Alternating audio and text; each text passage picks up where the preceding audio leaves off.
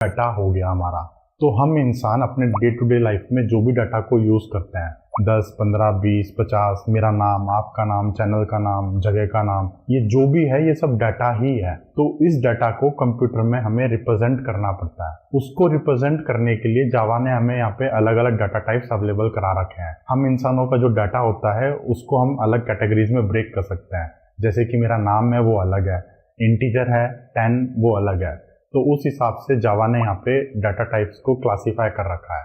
जावा के अंदर प्राइमरली दो टाइप के डाटा टाइप्स होते हैं। एक को बोलते हैं प्रिमिटिव डाटा टाइप्स और दूसरे को बोलते हैं नॉन प्रिमिटिव डाटा टाइप्स। ये टेक्निकल टर्म्स हैं, आपको इसको इसी तरीके से याद करना पड़ेगा, प्रिमिटिव एंड नॉन प्रिमिटिव। अब ये सिर्फ यहाँ पे टर्म्स हैं, बट इनका एक्चुअल में मतलब क्या है थोड़ा डिटेल में एक्सप्लोर करते हैं। प्रिमिटिव डाटा टाइप्स के अंदर हमारे पास यहाँ पे 4 कैटेगरीज मिलती हैं। एक होते हैं हमारे पास integer data types. Integer data types में हम सिर्फ इंटीजर वैल्यूज को ही स्टोर कर सकते हैं। वहां पे अगर नंबर के अंदर डेसिमल आ जाता है तो हम नहीं कर सकते। जैसे कि 10, 20, 30, 40 ये सब वैलिड इंटीजर्स हैं, बट 10.3, 7.4 ये इनवैलिड इंटीजर्स हैं।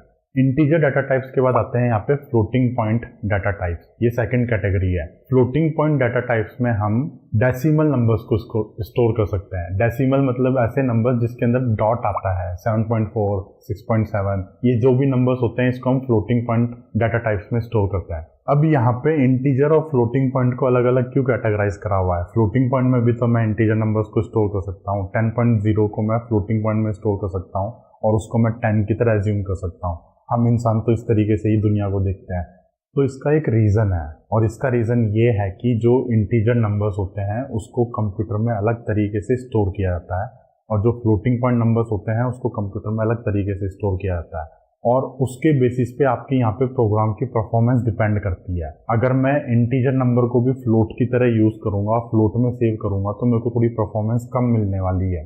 तो अगर मेरे को सिर्फ इंटीजर की नीड है तो मैं इंटीजर डाटा टाइप्स को यूज़ करूँगा। अगर मुझे इंटीजर के साथ फ्लोटिंग पॉइंट नंबर्स की भी नीड है, जैसे कि डॉट लगा के कोई भी नंबर स्टोर करना है, तो मैं वहाँ पे फ्लोटिंग वाली कैटेगरी को यूज़ करूँगा। इसके बाद हमारे पास यहाँ पे थर्ड कैटेगरी डाटा टाइप जो है वो है कैरेक्टर डाटा टाइप। कैरेक्टर के अंदर हम लोग यहाँ पे कैरेक्टर वैल्यूज को स्टोर करते हैं। जैसे कि मेरा नाम जो है रितेश, रितेश के अंदर 5 कैरेक्टर्स हैं, अलग अलग लेटर्स हैं, तो ये कैरेक्टर में जाके स्टोर होता है। इसमें हिंदी, इंग्लिश, संस्कृत, जापानीज किसी भी लैंग्वेज के किसी भी कैरेक्टर को आप कैरेक्टर डाटा टाइप में स्टोर कर सकते हो। फिर उसके बाद हमारे पास यहाँ पे आती है फोर्थ कैटेगरी बूलियन। बूलियन में हम सिर्फ लॉजिकल वैल्यूज को स्टोर कर सकते हैं। बूलियन में हम सिर्फ ट्रू या फॉल्स को स्टोर कर सकते हैं।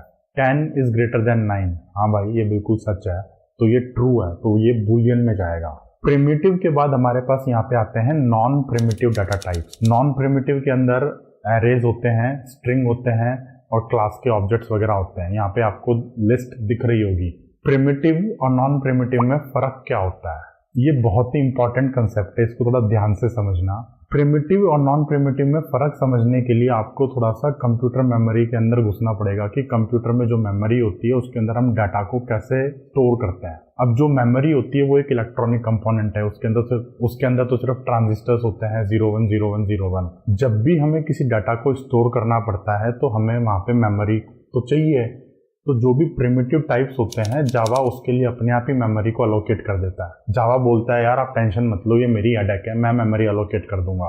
लेकिन जो नॉन प्रिमिटिव डाटा टाइप्स होते हैं उसके लिए हमें यहाँ पे मेमोरी को खुद मैन्युअली अलोकेट करना पड़ता है। जावा में मेमोरी को अलोकेट करने के लिए हम न्यू कीवर्ड का यूज करते हैं। अब यहाँ पे जब तक मैं न्यू कीवर्ड को यूज नहीं करूंगा तब तक वो जो मेरा लॉजिक है वो सिर्फ लॉजिक है, वो वहाँ पे फिजिकल रियलिटी नहीं बना है। जैसे ही मैं यहाँ पे न्यू कीवर्ड को यूज करता हूँ एक्चुअल में मेमोरी में एक स्पेस अलोकेट हो जाती है मेरे ऑब्जेक्ट्स के लिए। तो ये तो होगा डाटा टाइप।